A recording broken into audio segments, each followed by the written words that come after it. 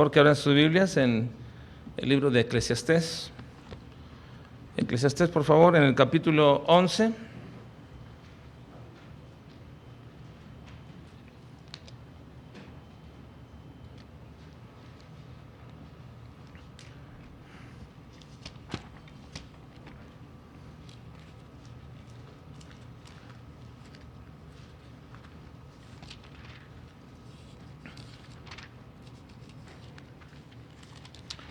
Y vamos a meditar en esta noche sobre una vida con Dios o sin Dios. Y eso reflejará cómo vives el presente o tienes esperanza en el futuro. Una vida con Dios o una vida sin Dios manifiesta nuestra manera de vivir solo el presente o solo el futuro. Espero que ya tengan ahí el pasaje. Quiero pedirles por favor que me ayuden a leer versículos 6 al 9. Vamos a leerlo juntos. Dice: por la mañana siembra tu semilla y a la tarde no dejes reposar tu mano, porque no sabes cuál es lo mejor, si esto o aquello, o si lo uno y lo otro es igualmente bueno. Suave ciertamente es la luz y agradable a los ojos ver el sol, pero aunque un hombre acuérdese, sin embargo, que los días de las tinieblas serán muchos, todo cuanto viene es vanidad. Alégrate, joven, en tu juventud, y tome placer tu corazón en los días de tu adolescencia, y anda en los caminos de tus ojos. Pero sabe que sobre esta te juzgará Dios. Quita pues de tu corazón el enojo y aparta de tu carne el mal, porque la adolescencia y la juventud son vanidad. Hermanos, el libro de Eclesiastés ha sido un libro un tanto polemizado por muchos autores de comentarios y teólogos. Incluso algunos han llegado a explicar, defendiendo la inspiración de este libro, que el libro de Eclesiastés, y algunos así lo llaman, que el libro de Eclesiastés es un libro inspirado con errores. Ha llegado a este punto de la polémica que dicen, bueno, en realidad el libro de Eclesiastés es un libro inspirado con errores. Ahora, lo dicen por dos razones. Uno, primeramente que la inspiración no es garantía de la verdad, sino que simplemente se escribe lo que se dijo y eso es garantizado por la inspiración. Por ejemplo, cuántas veces en la Biblia habla Satanás, y a Satanás ¿cómo se le califica, hermanos?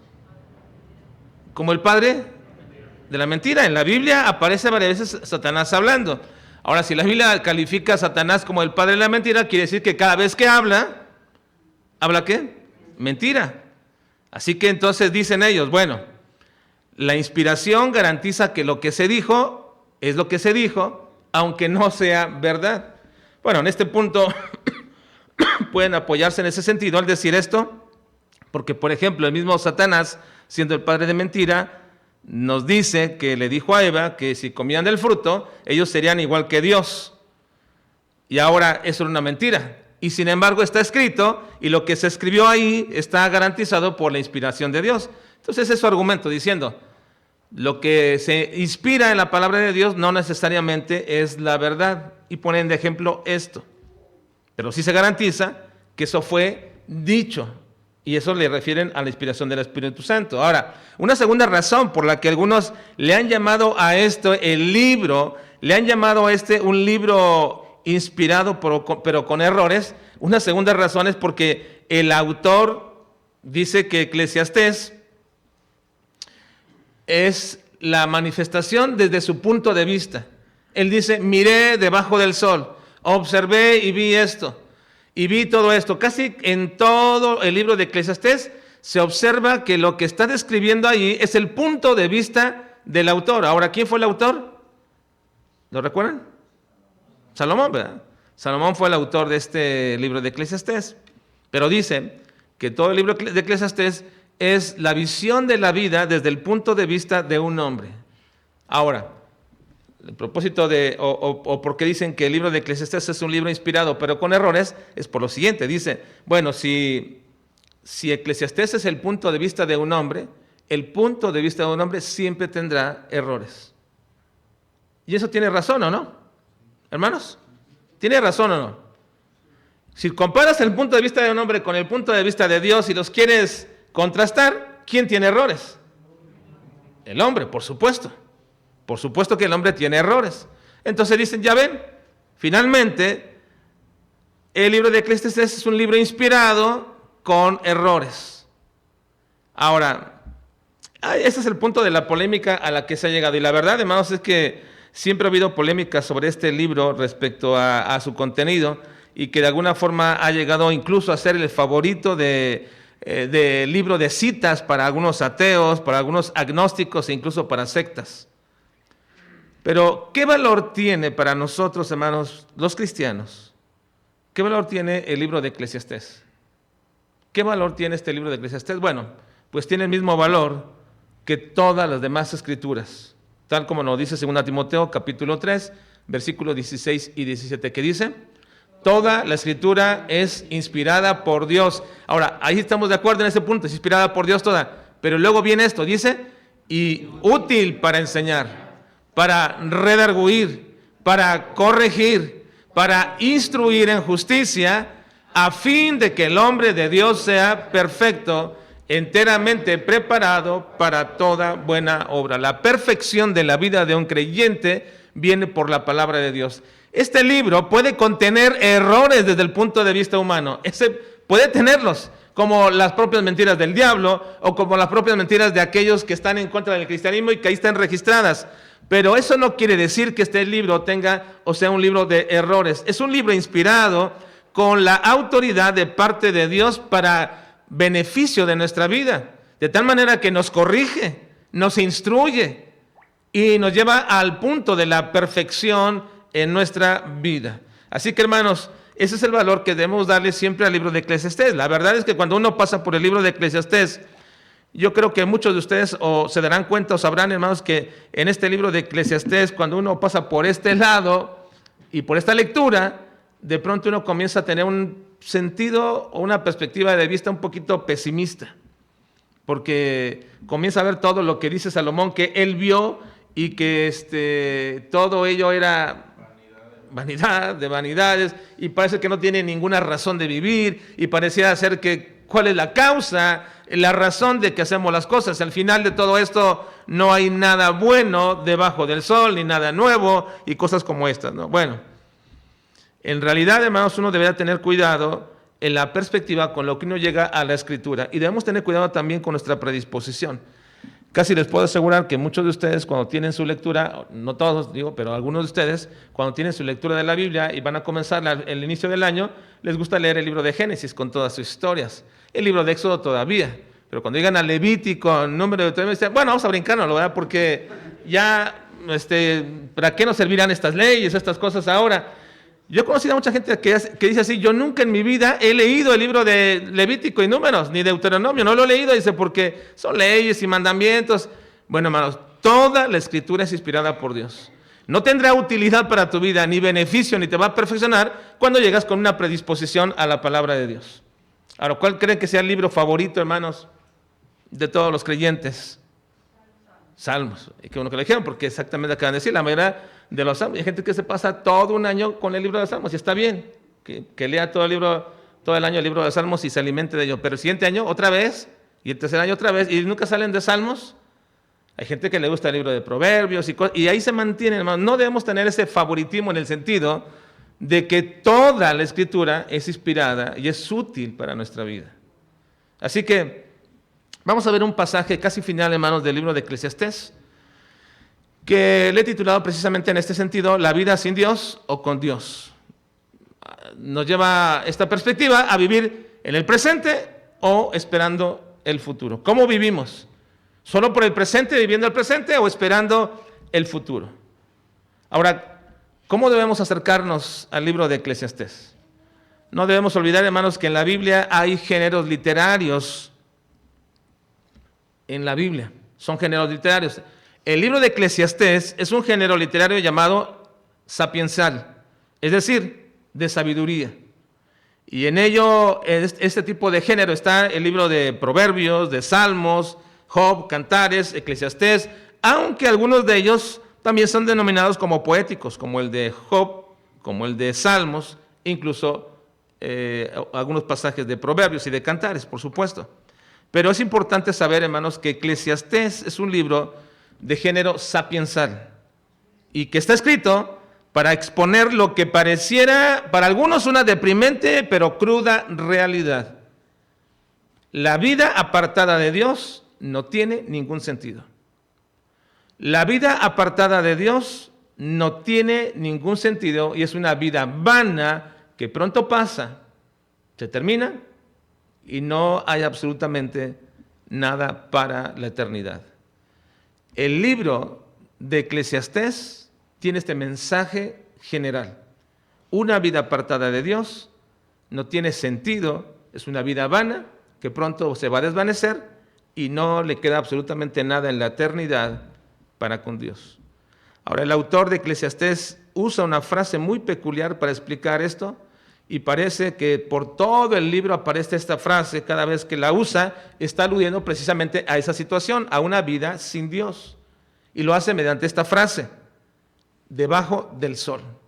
Vi debajo del sol. Aparece muchísimas veces en todo el libro de Eclesiastés. Y de hecho, miren, veamos nada más algunos que, para su comienzo nada más, en el capítulo 1, versículo 3, dice, ¿qué provecho tiene el hombre de todo su trabajo con que se afana debajo del sol? Esa frase, debajo del sol, está implicando una vida sin Dios, vivir una vida sin Dios. Es la manera, diríamos, técnica o peculiar de Salomón para explicar que debajo del sol un hombre no tiene ningún provecho cuando vive sin Dios. Versículo 9 dice, ¿qué es lo que fue? Lo mismo que será.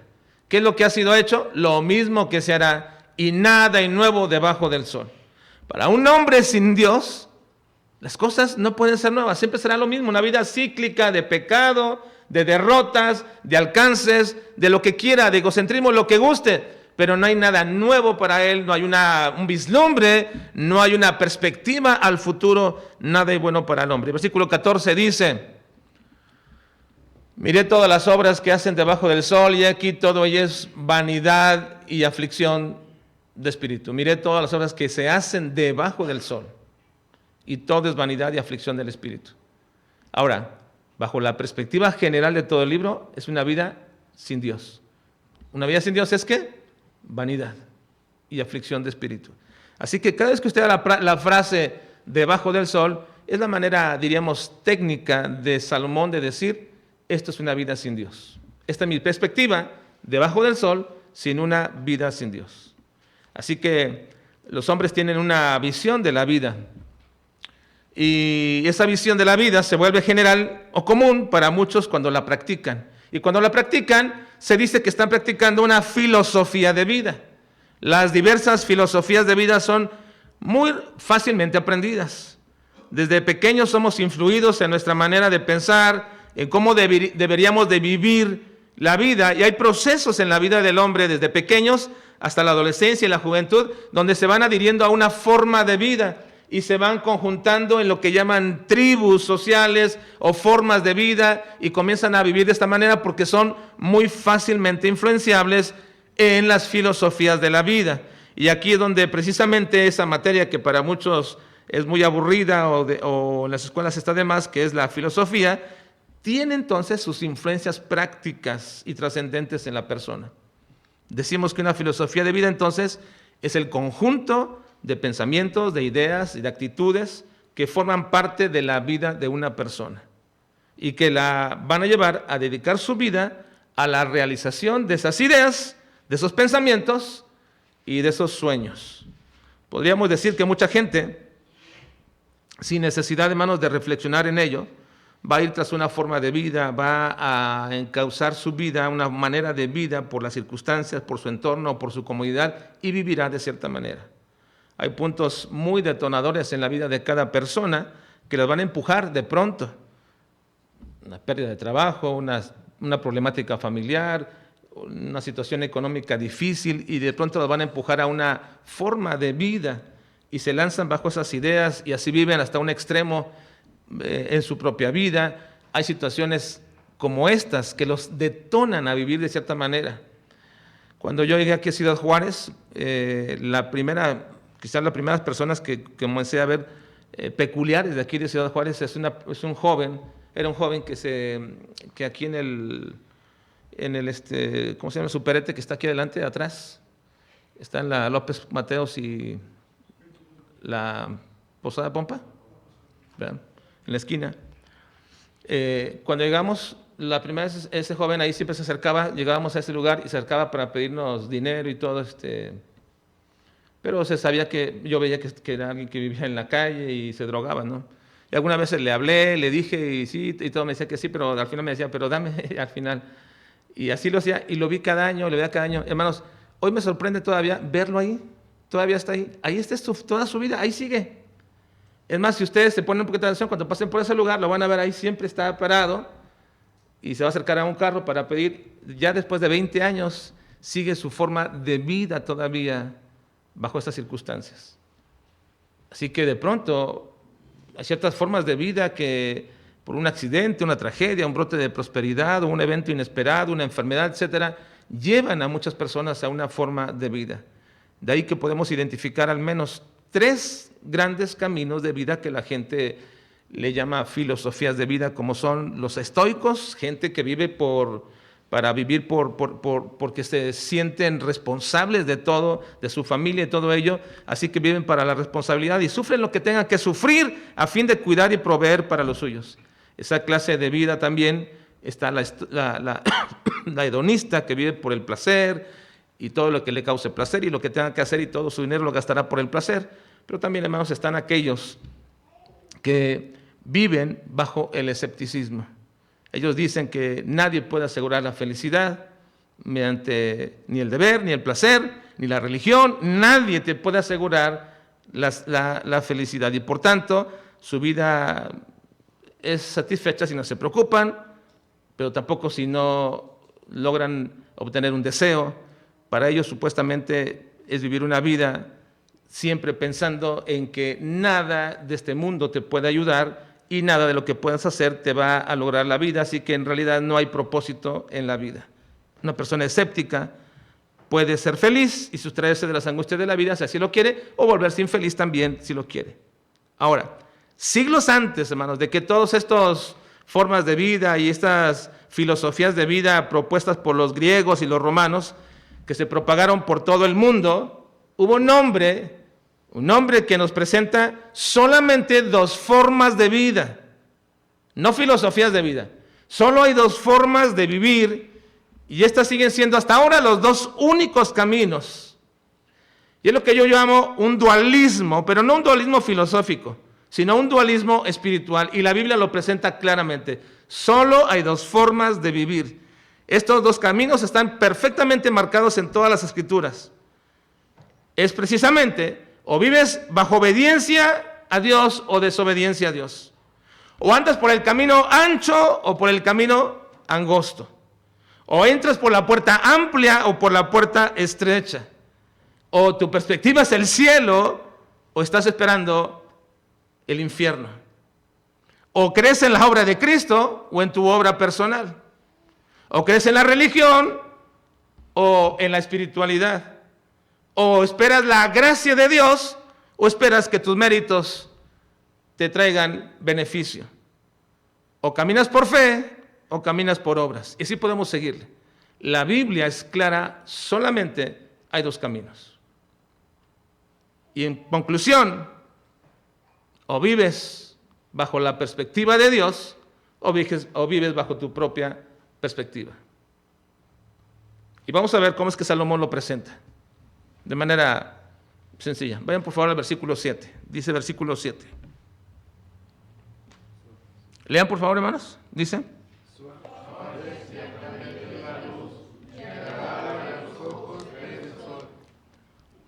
Suave, es una frase muy sencilla de Salomón. Suave ciertamente la luz y agradable a los ojos ver el sol.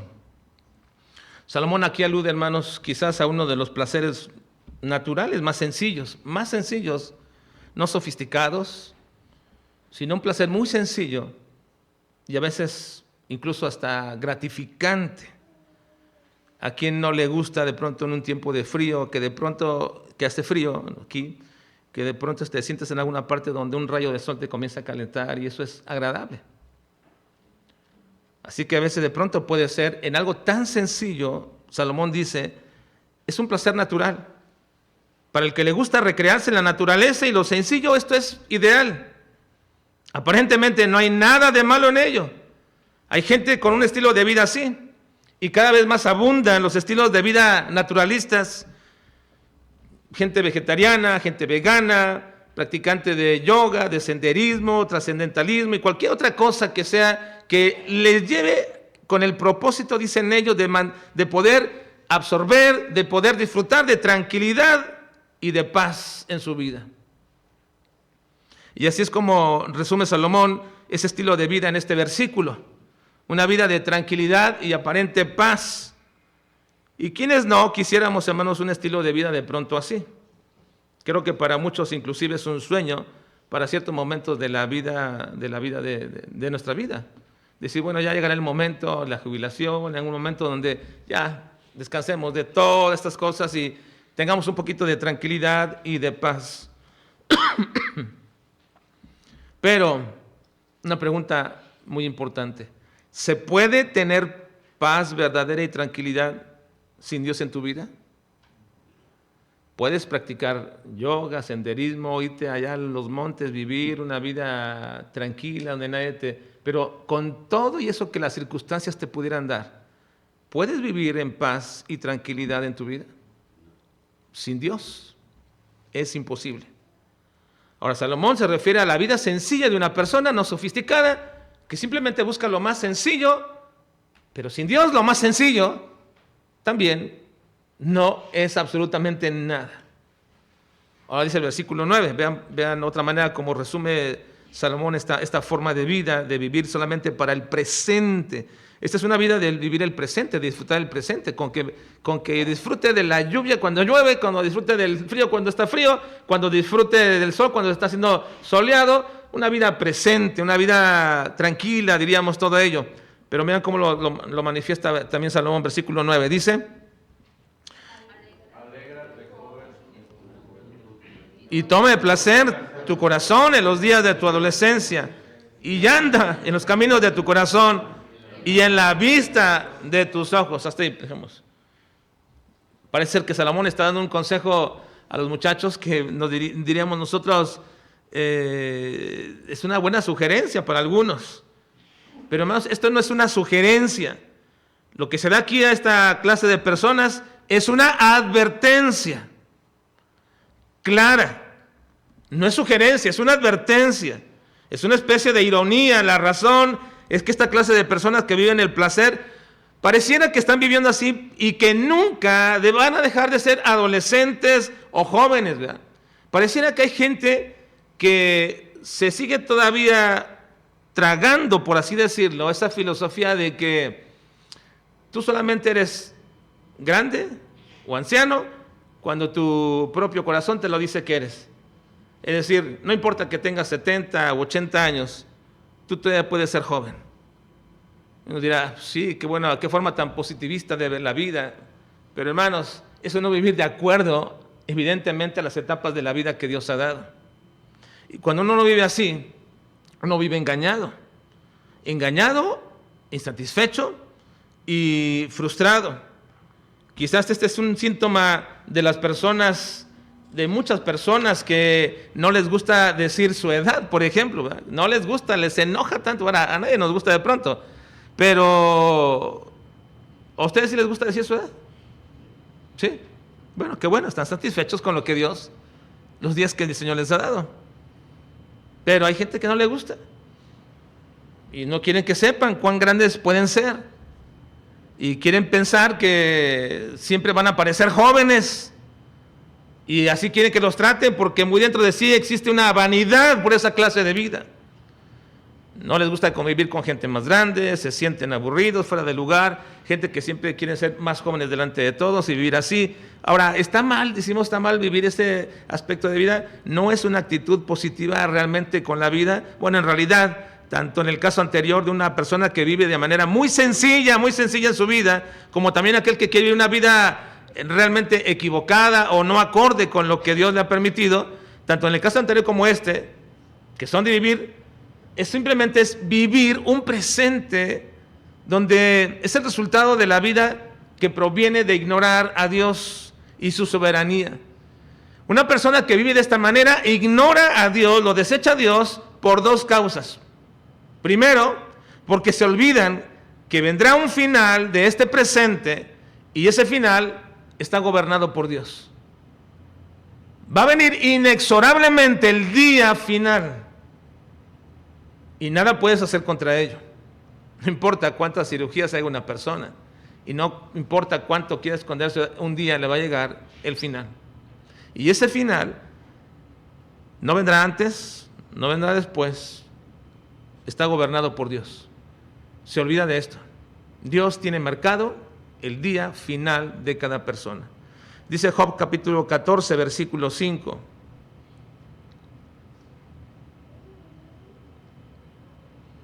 Ciertamente sus días están determinados y el número de sus meses están cerca de ti. Le pusiste límites, de los cuales no pasará.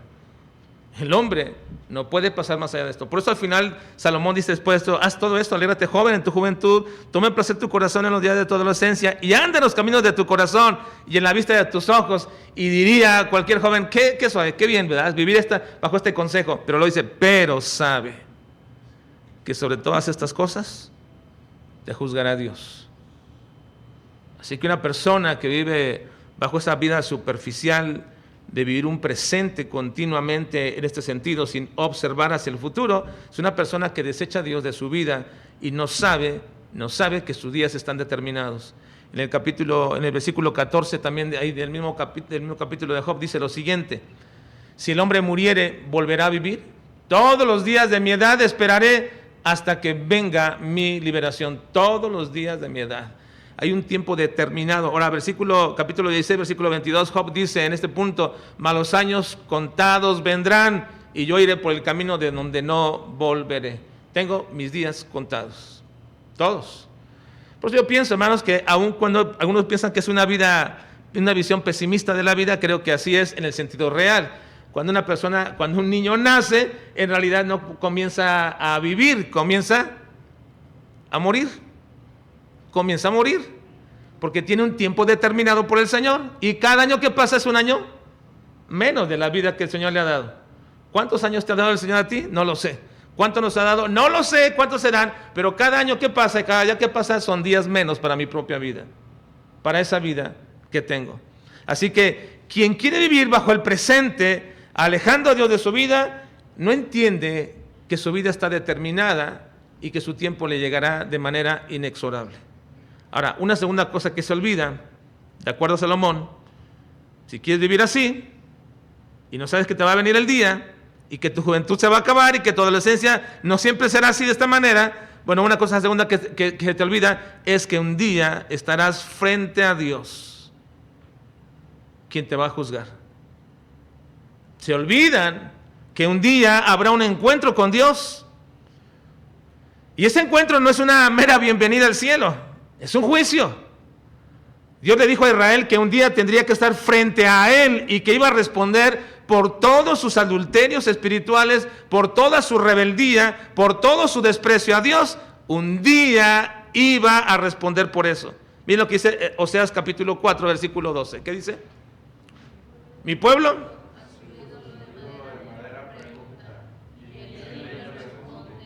porque el espíritu de...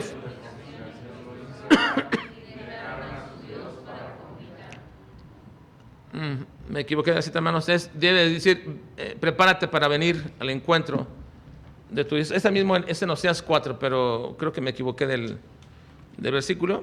A ver, si alguien lo encuentra rápido, me dice, por favor.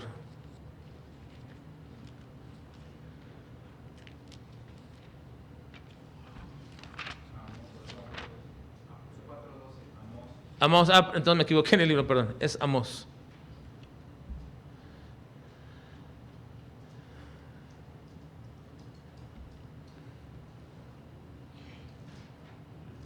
A ver, la manera tan fuerte que le dice Dios al pueblo de Israel. Lean por favor, dice: por tanto, de esta manera te haré a ti, oh Israel. ¿Y por qué te he de hacer esto? Prepárate para venir al encuentro de tu Dios, oh Israel. Vean, hermanos, qué tremenda amonestación. Prepárate para venir al encuentro de tu Dios. No sé si a ustedes les pasó, ¿verdad? Les sucedía. Pero a nosotros nos pasaba, nosotros éramos 7 hijos y a veces nos poníamos hacíamos tantas travesuras que de pronto sacábamos de quicio a nuestra mamá y después de tanto lidiar con nosotros y ya cansada, nos decían: pero cuando venga su papá ya sabrán lo que pasa. Y seguíamos diciendo como que, bueno, vamos a seguir jugando, ¿verdad? Porque cuando mi papá va a ser ya la noche, y a lo mejor ya estamos acostados, estamos durmiendo, no va a pasar nada. Pero no, en absoluto.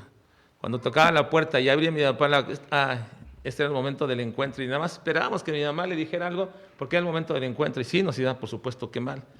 Y ya sabíamos esta advertencia: cuando venga su padre, ¿verdad? Eso ya era una advertencia que nos daba terror y miedo. Prepárate para venir al encuentro de tu Dios. Todos los hombres que rechazaron a Cristo tendrán que estar frente al Señor algún día. Toda persona que ha vivido una vida alejada de Dios, un día tendrá que estar frente al Señor. Un día va a estar y se va a encontrar con Él. En Apocalipsis 20, 12 dice lo siguiente, 12 y 15.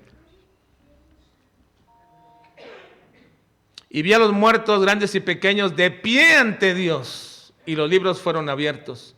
Y otro libro fue abierto, el cual es el libro de la vida, y fueron juzgados los muertos por las cosas que estaban escritas en los libros según sus obras. Estarán de pie ante Dios. Ese va a ser su encuentro, un encuentro terrible. Qué difícil, hermano. Solamente piensa por un momento en tu familiar más cercano que ha rechazado a Cristo continua y constantemente. Un día estará de pie frente a Dios y será juzgado. Dice el versículo 15: y el que no se halló inscrito en el libro de la vida fue lanzado al lago de fuego. Ese encuentro será terrible para muchos de los nuestros. Va a ser terrible, hermanos, porque han vivido una vida sin Dios, desechándola. Pero ¿saben qué, hermanos? Aún hasta los cristianos tendremos un encuentro con el Señor. Dice Romanos 14:10: pero tú, ¿por qué juzgas a tu hermano? O tú también, ¿por qué menosprecias a tu hermano? Porque todos, ¿qué dice? A ver, léalo, hermanos. ¿Qué dice? Porque todos compareceremos. A ver, por un momento, no te distraigas. Ve acá al frente, por favor. Leamos. Dice: porque todos compareceremos ante el tribunal de Cristo. Así que, hermanos, ¿cómo estamos viviendo? ¿Cómo estamos viviendo, hermanos, nuestra vida? Aún cuando eres cristiano, es probable que tú te autoconvenzas de que estas cositas como que Dios no las ve, o que estas cosas no están tan importantes para Dios, y estás viviendo de una otra forma que es totalmente equivocada. Ese es vivir un presente sin Dios. Porque lo único que te interesa es lo que estás haciendo. Lo único que te interesa como creyente es en este momento mentir o defraudar para salir airoso de tu momento. Ese momento tu momento es aprovecharte de lo que sea como creyente, quizás siendo que no es lo correcto y no es lo adecuado, pero estás viviendo solamente un presente, pero sin Dios, aun cuando seas cristiano.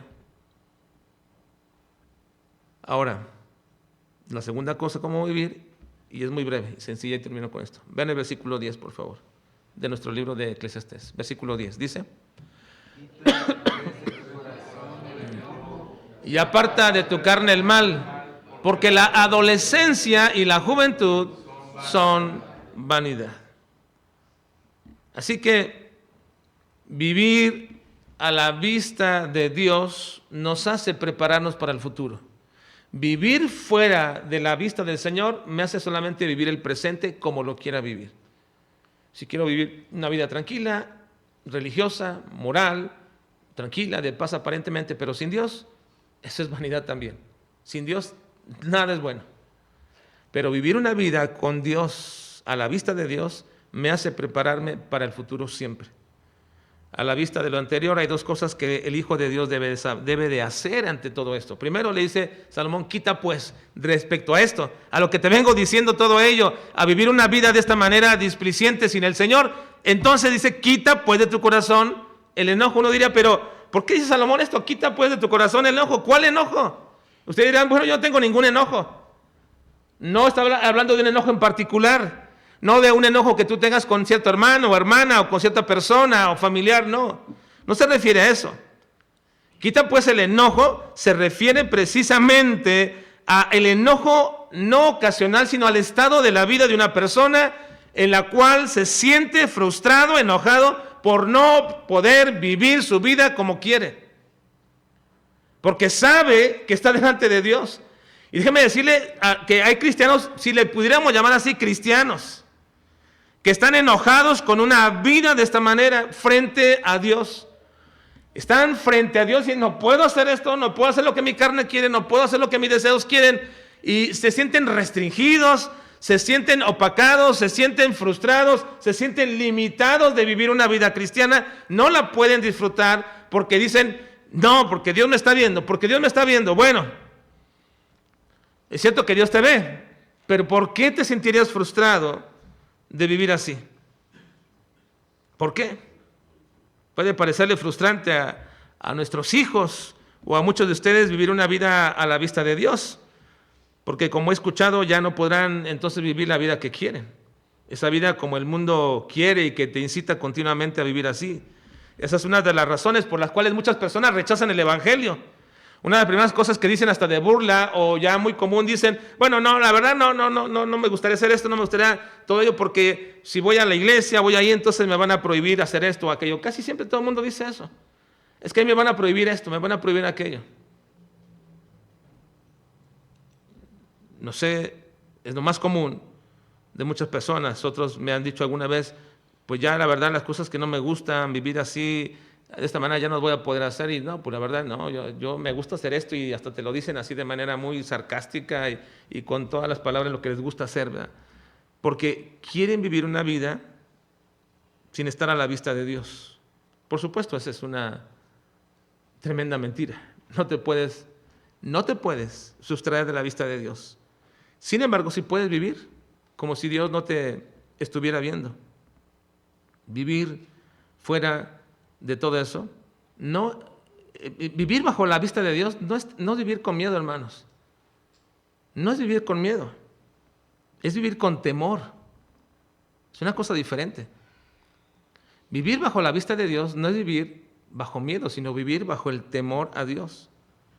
Y esa es la regulación de una vida que no es triste, que no está limitada, sino que el temor de Dios, hermanos, cuando uno vive bajo el temor de Dios, nos lleva a una preciosa condición que comenzamos a desarrollar cada vez más.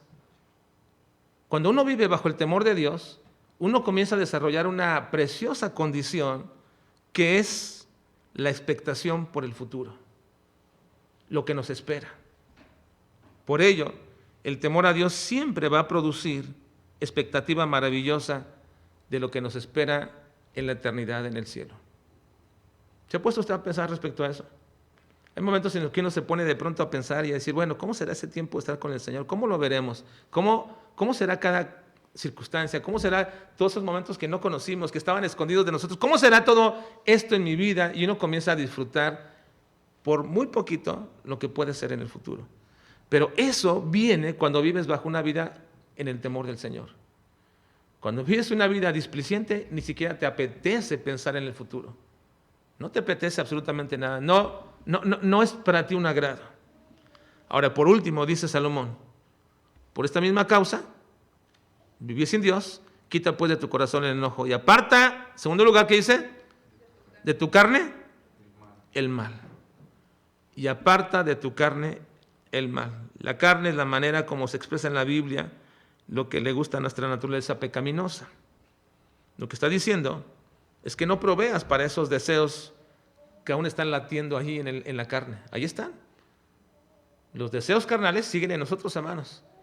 Hubiéramos querido que con nuestra conversión a Dios se hubieran sido quitados esos deseos. Hubiéramos querido, hermanos, que con nuestra conversión al Señor todos esos deseos insanos ya fueran quitados, pero no lo quiso el Señor. Aún permanecen en nuestra carne. Así que dice, quita de ahí, no lo alimentes. Pablo dice en Romanos capítulo 13, versículo 14, dice lo siguiente: sino vestidos del Señor Jesucristo, y no proveáis para los deseos de la carne. La palabra proveer significa ese esfuerzo que uno hace por traer lo necesario para la casa o para poder vivir. Entonces dice Pablo, ustedes no hagan eso. No provean para los deseos de la carne. Si la carne les dice, dame esto, digan, no hay, no puedo, no tengo. Como a veces hacemos, ¿verdad? ¿Cómo hacemos a pronto a los hijos? Que no queremos, a todo no podemos decirles que sí. Entonces, no tengo, no puedo. Y se frustran un poco. Así también es la carne. Cuando le decimos no y no. Vamos haciendo que la carne se comience a adelgazar, a frustrar, a enojar y empezar a morir. Pero no lo podemos solos. Necesitamos al Espíritu Santo. Y dice Romanos capítulo 8, versículo 13. Porque si vivís conforme a la carne, moriréis.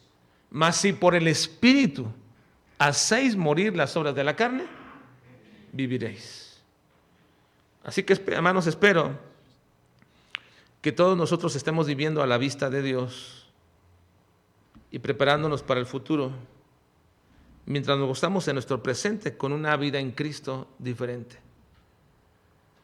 Hay dos formas de vivir nada más: sin Dios o con Dios. Tú dirás, pues yo vivo con Dios porque soy cristiano. No, pero aún como cristiano puedes estar viviendo fuera de la vista de Dios, pensando que Dios no ve o no le interesará mucho lo que haces.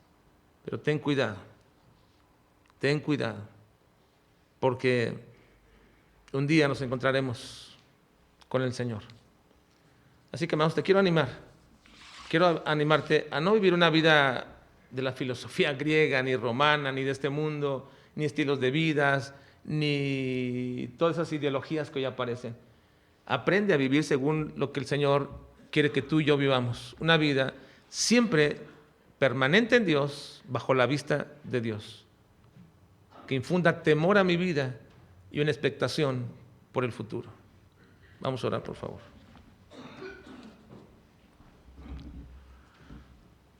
Señor, te suplicamos en esta noche que nos permitas recordar que como tus hijos siempre estamos, Señor, apegados a ti, y que tú nunca mueves tu mirada, no te distraes, no cierras tus ojos, no nos olvidas, ni nos pierdes de vista. Vivimos bajo tu mirada. Y queremos, Señor, que cada vez en nuestra vida no sea una vida de miedo, sino de temor a ti, que nos infunda una expectativa del futuro que nos espera. Ayúdanos, Dios, a vivir una vida acorde a tu voluntad, una vida que sea de testimonio para otros y atraiga a otros a Cristo, a conocer también a Cristo. Una vida que glorifique tu nombre, Señor. Una vida cuyo testimonio y obras impulsen a otros a glorificar tu santo nombre, como Jesucristo nos enseñó. Que así alumbre nuestra luz delante de los hombres, para que vean las obras que estamos haciendo y así glorifiquen al Padre que está en los cielos. Ayúdanos a vivir una vida así, Señor. Una vida de gozo, de alegría, siempre bajo tu mirada. Te lo pedimos en Cristo Jesús. Amén.